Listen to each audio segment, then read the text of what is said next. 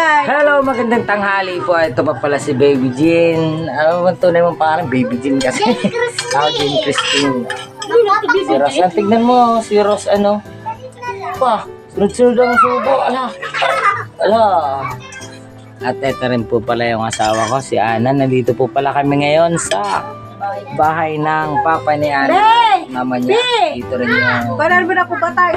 asawa ng kapatid ni Ana. At andun yung mga bata. Ito yung bahay niya. Tignan niyo. Oops. Yan. Kita nyo, simpleng bahay. Simpleng bahay lang to, pero maganda to para sa mga ganito. Simple lang. Ganyan.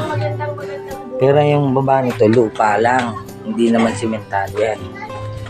So, ayun na nga. Dito ang kusina. Nga. Ayun, papa ni Ana. Dito po pala kami sa kusina nila papa.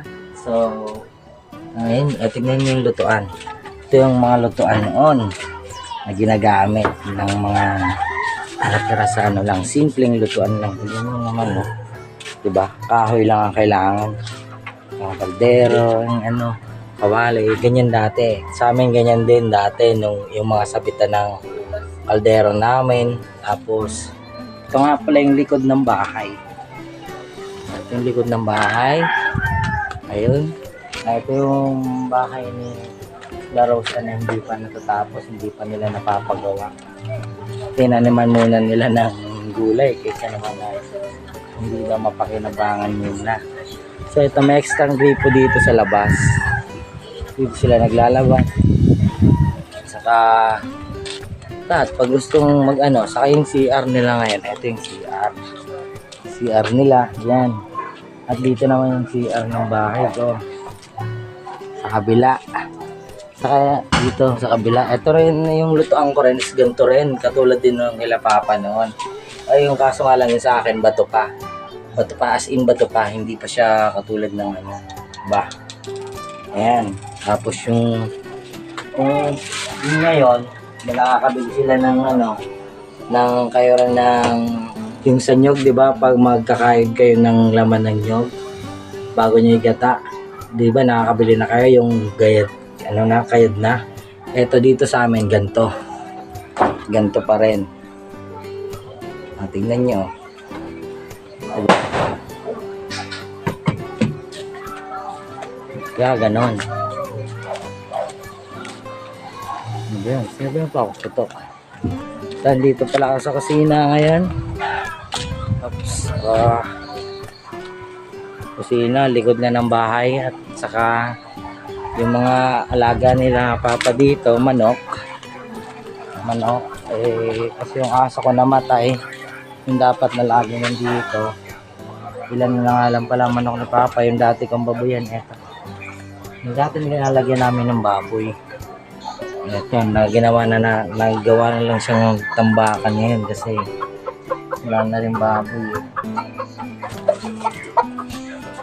So ito, papunta na muna tayo sa bahay.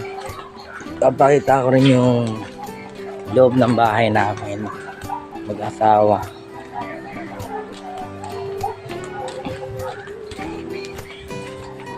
So dito na pala ako. Dito ang CR, kusina. Ayan, maliit na kusina ako. Tapos, ito, yung lagayan ng plato. Ayan, may patungan din dito. Kami na lang din gumawa nito. Saka yung TV. Yan.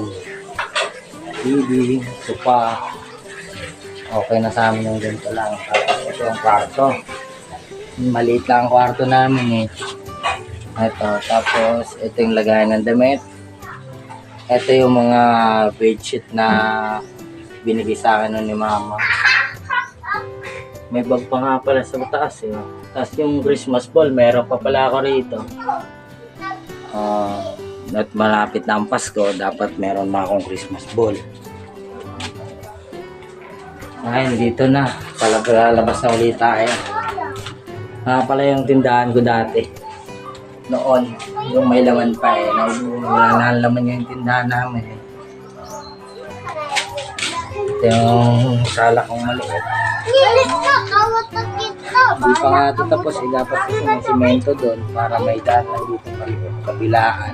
Hindi pa namin natapos. Saka dito rin yung makamakukulit. Ito, makulit ito. Ito, sigurado makulit ito. Sige ko, yan doon. Yung inaanak ko. Tapos, ito. Yan yung anak ko ni Richard, diba? Richard. Oh, anak ni Richard. Yung pinsan ko rin. Dito kami sa labas. Dito ako sa labas. Ang init. So, ayun. Pahinga na ako. Okay na siguro yan. Ang init. Grabe init. Tignan mo naman yung asawa ko. Ang sarap ng buhay. Bahay-gaya lang. Bahay-gaya lang ngayon. Kasi nandito kami. Dito kami sa bahay ng magulang niya. Siyempre. Init. Sobra. So, hindi na muna tayo. Thank you sa mga manonood. And paki-subscribe na rin yung channel namin, ay channel ko, Patrick Vlog. Thank you sa lahat ng gusto mag-subscribe, subscribe lang kayo kasi para sa ibang video na aking na-upload. Thank you!